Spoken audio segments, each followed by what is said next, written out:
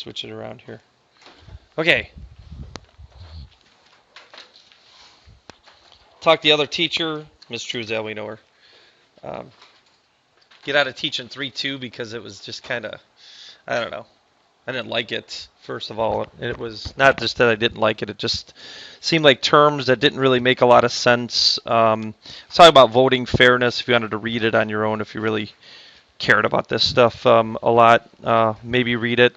But really the whole gist of the section is not, any voting system that you have is not completely fair, and it just the way it works, and that's why we create these different systems to maybe make it seem more fair than not. And I guess it's up to the person of what they think is fair or not as well. Blah, blah, blah, blah, blah. A lot of convoluted terms that would have been tough. So we decided to can it and move on to 3-3, just so you know. Weighted voting systems. Okay. This is where one person might have a higher weight than somebody else.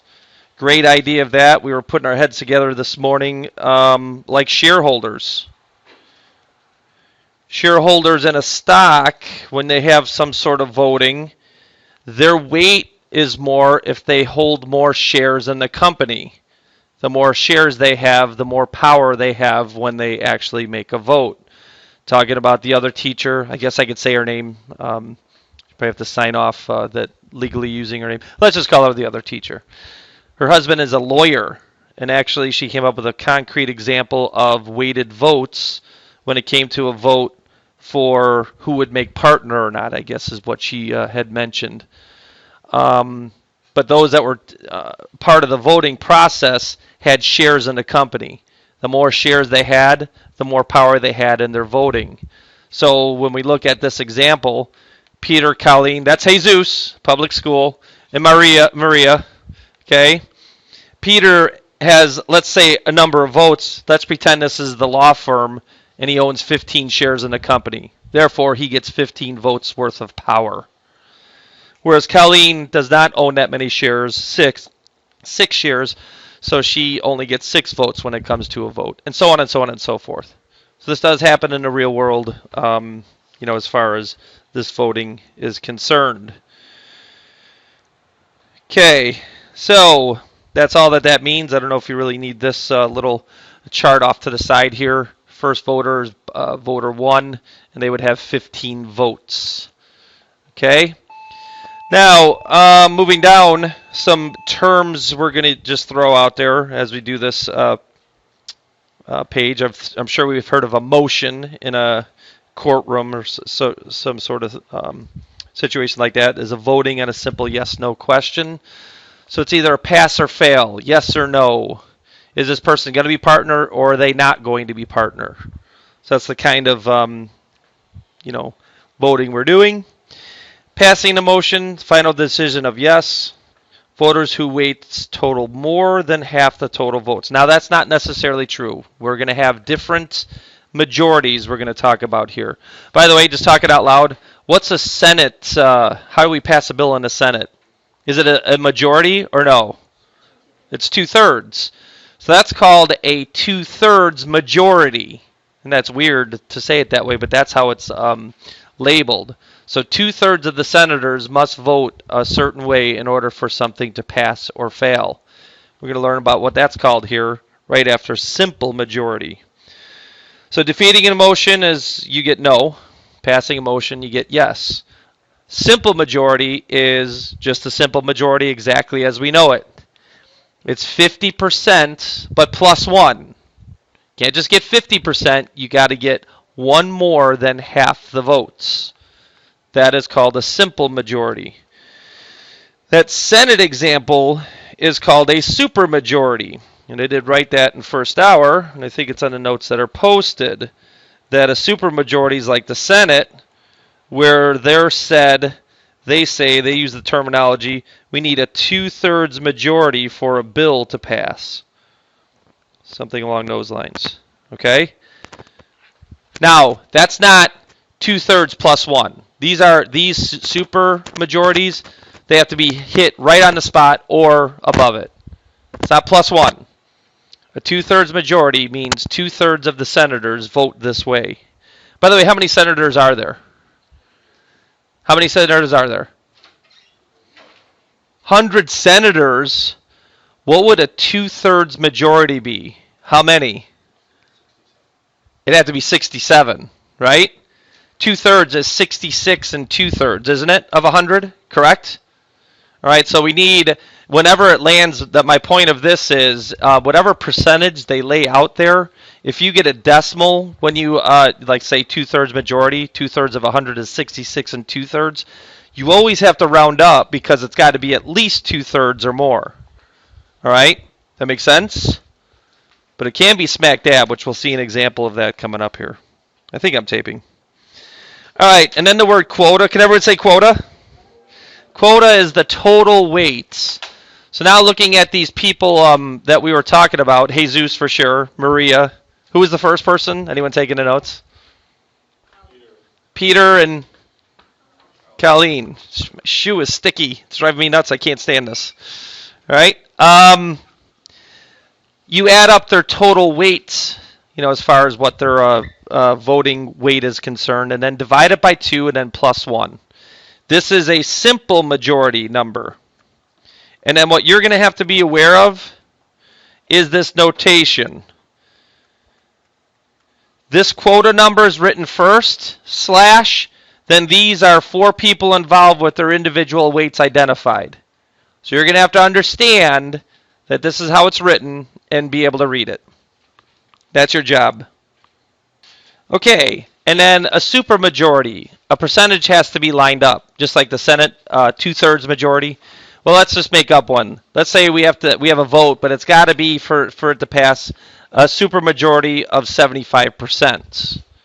Well, to find that quota number, it's very simple math. You just take 75% of 44. Now listen, 75% of 44 smack dab on 33. 33 would win. It's not 33 plus 1. For a simple majority, we just need more than 50%. What you doing there, Chief? Oh, just looking at my calendar. Okay.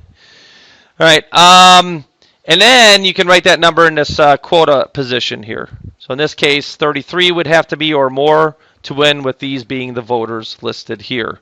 So what I said before, I wrote it down officially. If there is any decimal, okay, say there was 45 votes total. Somebody do 75% of 45. Hurry up. Never mind, that didn't work out well. Pretend the percentage. Are you listening? I don't think this is hard so far. Is everyone okay, by the way? No one said anything. Good afternoon? Well, thank you. One person. One person looks like they want to kill me. What was the question? All right, say you took 75% of this number. Let's pretend it's a different number and you get 33.1. What would you have to move that number to? It'd have to be 34. Why not 33? It should run down to 33. Because once you move it down to 33, it's less than 75%. So anytime you get a decimal here, no matter what that decimal is, you have to go to the next highest one to ensure at least the 75% in this case. So do be aware of that. I could be a jerk. Look at me. Just look at my face. You remember in August? You were saying that every day. Maybe you still do. It's all online. All right. So now here's a brand new example. Here would be the great question. What kind of majority is this? Is this a simple majority, or is it a percentage supermajority? How would I figure that out? And that would be a perfect little multiplication. What? A perfect little multiple choice. I almost said multiplication. Multiple choice question. What would I do, sir? Add up the weights. 18 plus 3, what? 21 plus 5. 26 plus 12. No, now we lost it. 37? 38? 38 plus 4. 42. Divide that by 2, what do you get? 21. That's 50%. What do we have to do to this? So my multiple choice would say, is this a simple majority, or is this a 67% supermajority, or a 75% supermajority, or a 55% supermajority? What would you say? Simple majority. Isn't that a fun question? Okay, so you'd have to figure that out. And then I think you have another one later that we could figure out, the percentages from there. So just talking out loud, so you're prepared for what kind of questions you might run into. And then they say if P2, 4, and 5 vote yes, will the motion pass or be defeated? We got to pull those votes out and add them. 19 is not 22 or higher, so it would fail.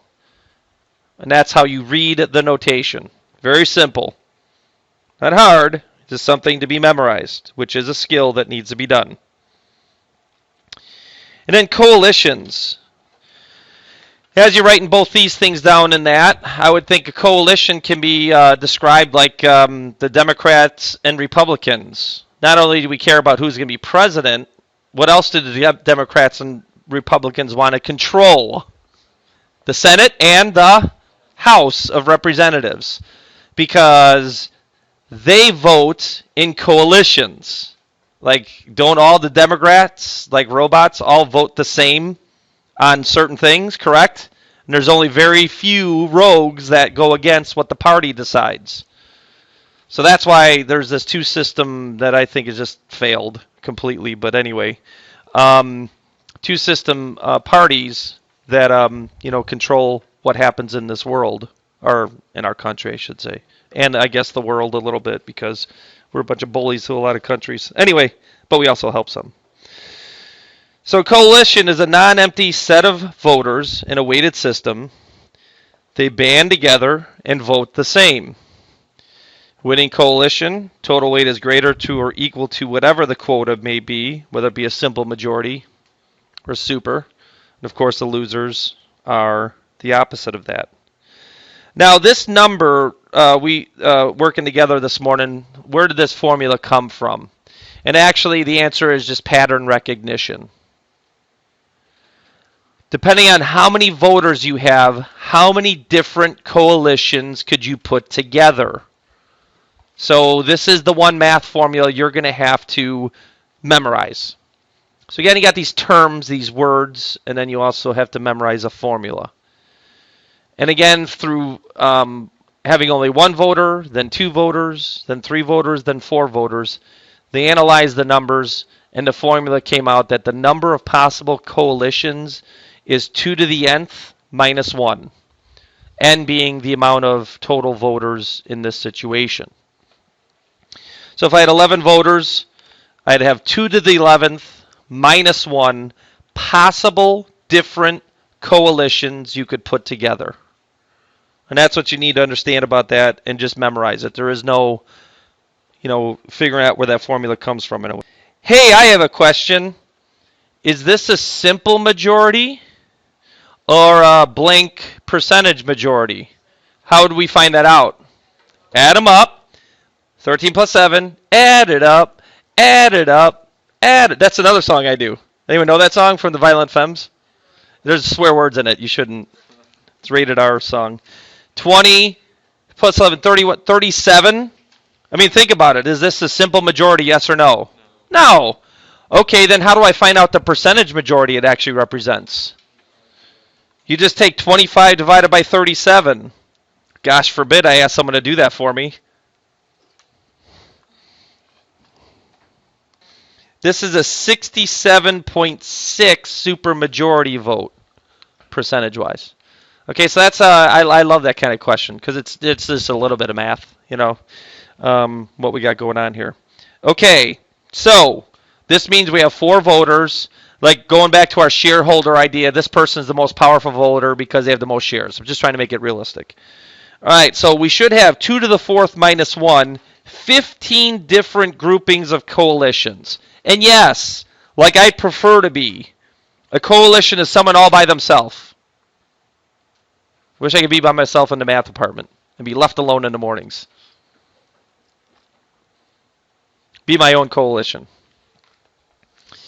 So, one coalition is just the first person by themselves, or the second person, or the third person, or the fourth. Or another coalition would be 2 people together, P1 with P2, or P1 with P3, or P1 with P4, or P2 with P3, or P2 with P4, or P3 with P4. Or, and then we'll see that as I go down, you could have 3 together. I'll try to do it in my head. P1, P2, P3, or P1, P2, P4, or P1, P3, P4. This is stunning video, by the way. What did I just say there? P1, 3, 4? I think I have to move on to P2, 3, and 4. Is that right? I think I had 4 different 3 together. And then there's only one coalition where all of them are together. P1, 2, 3, and 4. And then remember that first number, as I show all those that I tried to verbalize, which was exciting video stuff. We want to see which coalition ends up having a vote that is 25 or higher. And there's only 4 different scenarios that have that actually happen. So again, a coalition is just a grouping of people that get together and say, this is how we're going to vote. Okay, I agree. What's that show where people are on an island? Survivor, right? When they form coalitions, so then they work together. So just talking about that word. All right, fun stuff. There's the 4 winners listed at the end, but I'll just pause the video at this point.